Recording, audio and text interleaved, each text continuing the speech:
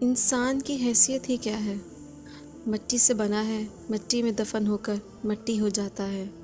5 یا 6 فٹ کا انسان قبر میں جا کر بے نام و نشان ہو جاتا ہے۔ دنیا میں اکڑ کر چلنے والا، اپنے آپ کو طاقتور سمجھنے والا، دوسروں کو حقیر سمجھنے والا، دنیا پر حکومت کرنے والا، قبر میں آتے ہی اس کی حیثیت صرف مٹی رہ جاتی ہے۔ تدفین کے 1 دن بعد، یعنی ٹھیک 24 گھنٹوں کے بعد، انسان کی آنتوں میں ایسے کیڑوں کا سسٹم بن جاتا ہے جو کہ مردے کے پاخانے کے ذریعے نکلنا شروع ہو جاتے ہیں۔ ساتھ ناقابل برداشت بدبو پھیلنا شروع ہو جاتی ہے جو کہ دراصل اپنے ہی ہم پیشہ کیڑوں کو دعوت دیتے ہیں۔ یہ اعلان ہوتے ہی بچھو اور تمام کیڑے مکوڑے انسان کے جسم کی طرف حرکت کرنا شروع کر دیتے ہیں اور انسان کا گوشت کھانا شروع کر دیتے ہیں۔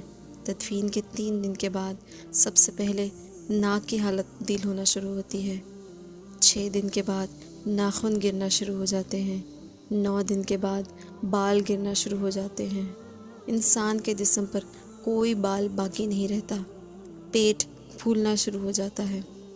17 دن کے بعد پیٹ پھٹ جاتا ہے اور دیگر اجزاء باہر آنا شروع ہو جاتے ہیں۔ 60 دنوں کے بعد مردے کے جسم سے سارا گوشت ختم ہو جاتا ہے۔